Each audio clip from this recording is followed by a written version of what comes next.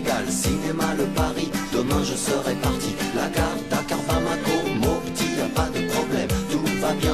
Aujourd'hui je me marie, j'ai confiance. Amour, Solo, Gao, l'Algérie, Tunisie, Italie, y a pas de problème. J'aime au Manhattan, le fast food, Dakar, Sénégal, cinéma, le Paris.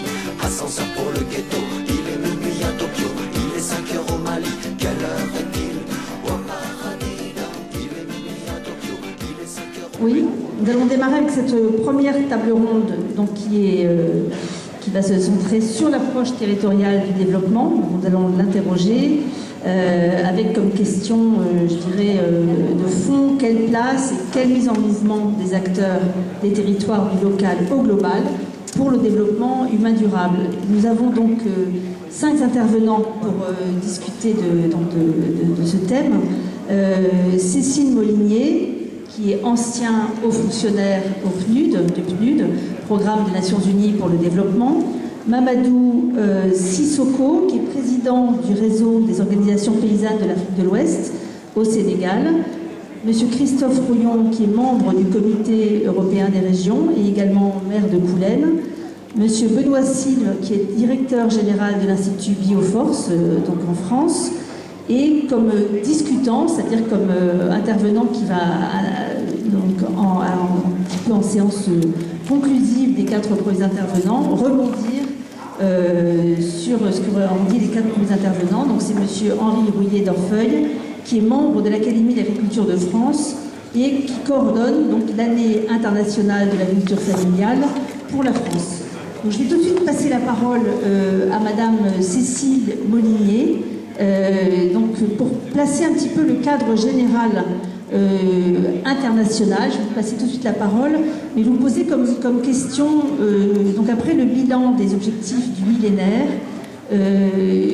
donc comment, pour l'agenda post-2015, comment cet agenda est-il repensé, comment s'est-il construit à partir d'une approche plus ascendante? Pour essayer simplement de vous présenter le cadre global dans lequel s'inscrivent en fait nos débats, un certain nombre de leçons ont été tirées du bilan de la mise en œuvre des objectifs. Sissoko, donc on l'a dit, vous représentez donc le réseau des organisations paysannes et des producteurs agricoles de l'Afrique de l'Ouest. Vous êtes également entrepreneur agricole familial et vous êtes également consultant sur des questions liées à l'agriculture, à la sécurité et à la souveraineté alimentaire. Donc la question que je voudrais vous poser, c'est quel est le rôle des paysans dans ces objectifs de développement durable, où voudrait-il se situer et vous-même, où vous situez-vous dans le débat international, en lien évidemment avec les territoires que vous représentez. Merci. Merci madame. Allô? Oui, maintenant. Alors donc, moi je suis président d'honneur du ROPA qui regroupe les pays de l'Afrique de l'Ouest, agriculture, élevage, maraîchage, pêche. Et effectivement, nous sommes un mouvement social paysan pour nous situer dans le débat de la mondialisation. Je pense que mon ami Jean Gigler vient de parler de la responsabilité des Occidentaux. Nous nous battons sur nos responsabilités. La responsabilité des Africains et de l'Afrique, parce que nous avons une très grande part de responsabilité dans ce qui nous est arrivé et continue de nous arriver. Je voudrais d'abord dire que le cadre global qu'il a expliqué, normalement ne nous concerne pas parce que nous n'avons pas été dans sa construction. Elle vient de le dire. L'OMC, qui est le bébé de l'Uruguay Round, a duré presque 50 ans de négociations entre l'Europe et les États-Unis pour pouvoir harmoniser les règles de leur compétition sur le plan mondial. Nous n'étions pas des pays indépendants. Donc tout ce qui est dans cette affaire ne nous concerne pas. Mieux, c'est un seul pays qui s'appelle Mauritius qui a signé au nom des 77 pays ACP un document de 20 000 pages en anglais. C'est ça l'OMC. Alors vous voyez bien que nous ne pouvons rien faire avec cette affaire. Elle ne nous concerne pas. Et quand nous sommes rentrés là-dedans, on a bien vu que ce n'était pas notre affaire. Il est important de soutenir notre responsabilité. Quelque chose qui n'a pas été fait avec moi, qui ne parle pas de moi, je ne rentre pas dedans. Ça, c'est une responsabilité. Et l'Occident ne va pas abandonner l'Afrique à cause de cela, parce que ce que l'Occident cherche en Afrique, ce n'est pas des accords de commerce. Il a parlé d'une bonne partie, il y a d'autres choses. Donc, première question, pourquoi nous tenons mordicus dans une affaire qui ne nous concerne pas? Ça, c'est important. La deuxième question, c'est l'ajustement structurel. On ne dit pas ce qui a fait que la Banque mondiale a poussé pour que nous délaissons notre agriculture. C'est parce que tout simplement, en Occident, il y avait une surproduction tellement importante. On payait les paysans pour produire, on payait pour stocker, on payait pour exporter. Les coûts étaient tellement importants qu'il y avait une crise. Et donc, avec l'ajustement structurel, on est rentré dans les prix bas. Vous avez intérêt à importer des produits plus bas que de produire. Donc, c'était une réponse, évidemment, de la question des propriétaires de la Banque mondiale. Et cela, on ne le dit jamais. C'est ça qui était plus important que les conseils de dire que votre productivité, 600-700 kilos, c'était suffisant pour nourrir la population. Et on n'est pas resté à 600-700 kilos. Aujourd'hui, au Mali, au Burkina, ils sont à 5-7 tonnes à l'hectare avec le maïs hybride qui est fait sur place. Au Sénégal, ils sont à 4-5 tonnes avec le riz. Donc la productivité n'est pas une contrainte parce qu'elle peut s'améliorer.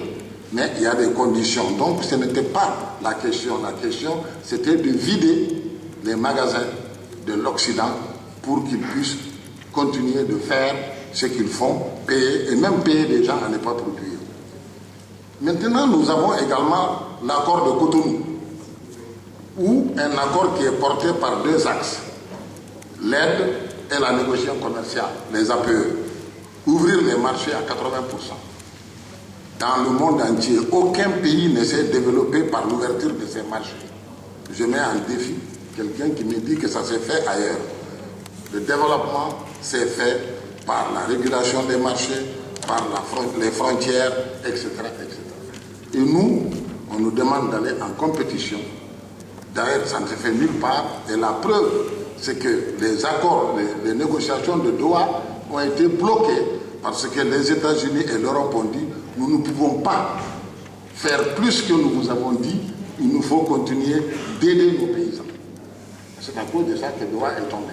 Alors nous, on nous demande d'ouvrir nos marchés à 80% et de faire du développement. Quatrième élément important, toujours ça, ce sont nos responsabilités. Parce que rien ne nous oblige si ce n'est que l'inconscience des politiques et la faiblesse de la société civile. Parce que tout ce que je dis, chacun de nous ici le sait. Mais nous continuons de dire oui, mais... Alors, nous savons également que l'économie est une question de compétition. Alors, vous vous rendez compte que nous, Africains, nous sommes convaincus que l'Occident va nous donner les moyens, les techniques et les ressources pour que nous venions les emmerder sur le marché mondial. C'est ça que nous attendons. C'est ça que nous voulons.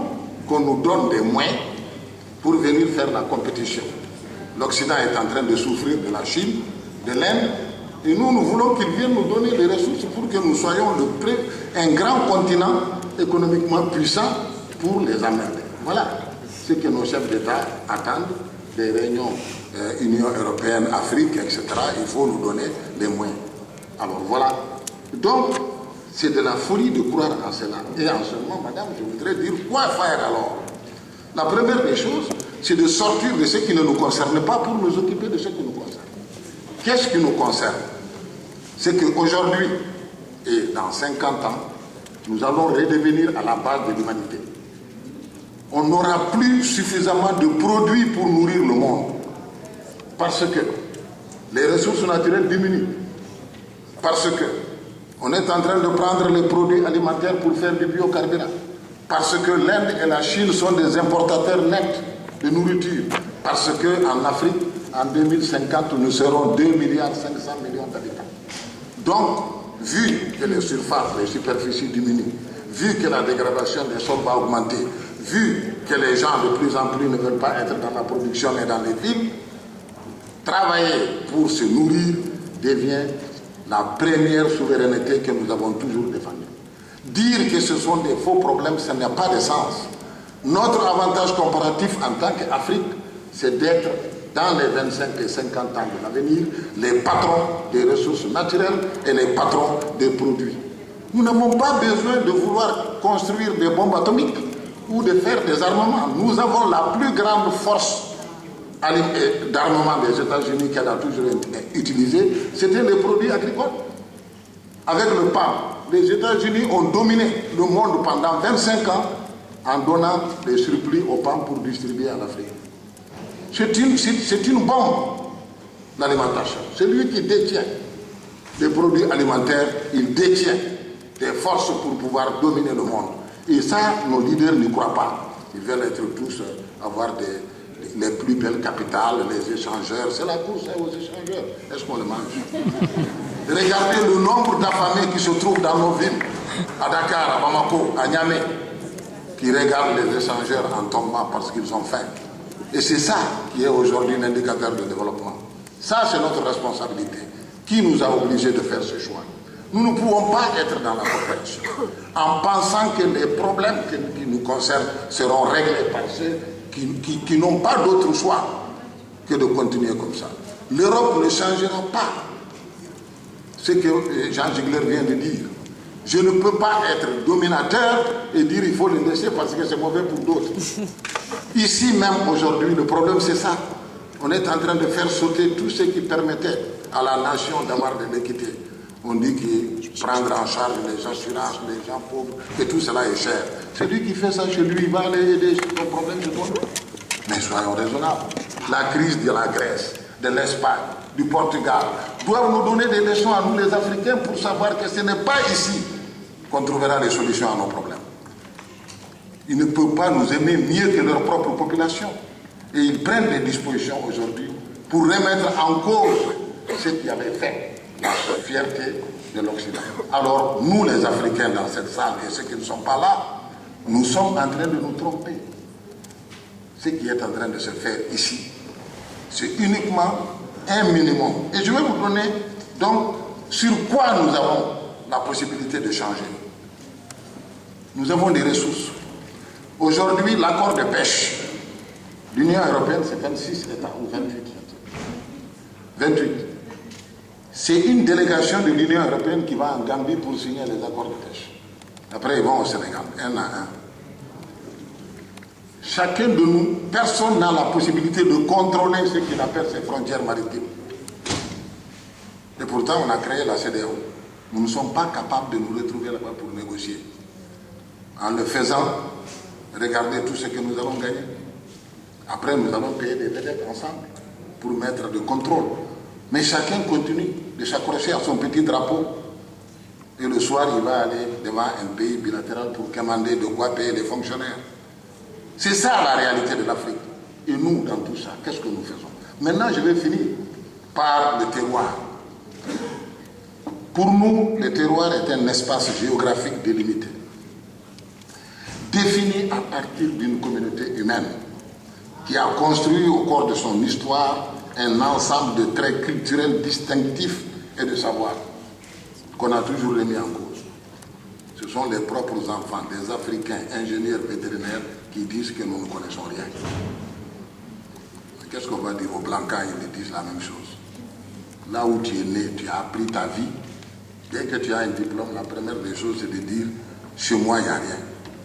Comment nous allons bâtir l'avenir si nous sommes convaincus que nous ne savons rien, nous ne sommes rien et nous ne pouvons rien? Voilà les trois riens qui constituent la majeure partie des gens qui sont ensemble.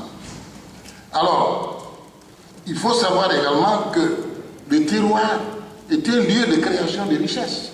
Toutes les productions agricoles du monde, les 85%, viennent des terroirs. Il y a que quelques cas où on n'a pas ça. Ce sont des produits d'origine qui viennent de ce terroir. Et ce sont des espaces vivants et innovants. Il n'y a pas un terroir qui continue de vivre comme il y a 300 ans. Et donc, c'est là que nous l'avons exprimé ensemble dans Terroir et Culture Internationale, qui a été approuvé au niveau de l'UNESCO. Donc, c'est pour dire que si nous voulons avancer, nous avons aujourd'hui les capacités de revenir pour nous approprier de ce que nous sommes, de ce que nous voulons. Ce débat n'a jamais été fait. On a pris les indépendances en disant qu'il faut chasser les Blancs. Mais on n'a pas dit pourquoi faire. On a dit seulement qu'ils n'ont qu'à partir. Quand ils sont partis, nos propres enfants blancs sont devenus les patrons. Ils ont fait quoi? Donc moi je crois que la coopération, si vous voulez nous rendre un service, c'est d'aider et d'aller avec nous pour que nos États fonctionnent. Le développement, c'est la responsabilité nationale.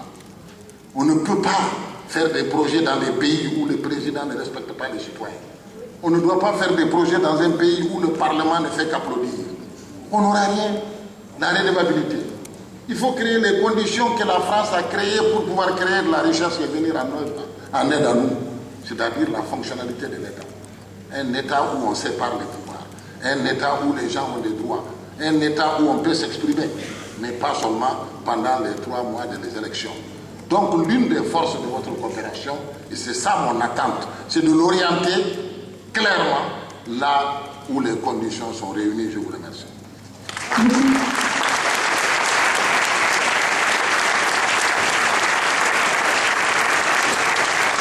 La parole à M. Christophe Feuillot. Donc, vous avez en fait une double expérience en tant que maire donc de Coulennes et en tant que membre du comité des régions, donc au niveau européen.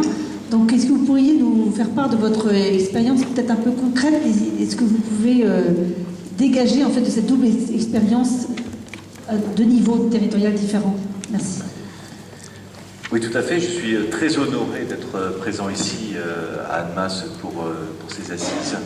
Et je voudrais effectivement vous faire part de ma double expérience, à la fois de maire, d'élu local, dans une petite commune de l'agglomération du Mans, 7500 habitants, une des 100 villes les plus pauvres de France.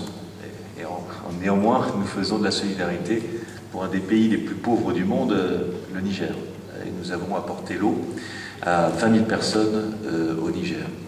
Et aussi, je voudrais vous faire passer le message des institutions européennes, puisque je suis membre du comité des régions de l'Union européenne, qui est l'Assemblée des élus locaux d'Europe, l'institution qui représente les 100 000 collectivités locales d'Europe et qui s'exprime très fortement sur les questions de coopération décentralisée. Et j'ai eu l'honneur d'être rapporteur de 3 avis sur le rôle des collectivités locales dans l'aide au développement et également sur la réalisation des objectifs du millénaire.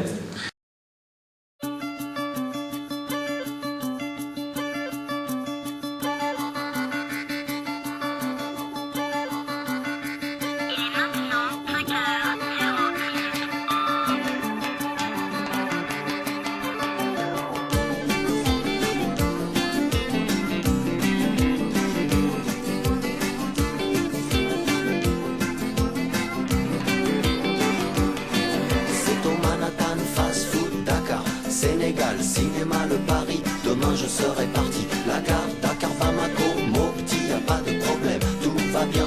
Aujourd'hui je me marie, j'ai confiance. Amoul, Solo, Gao, l'Algérie, Tunisie, Italie, y a pas de problème, j'aime Oman.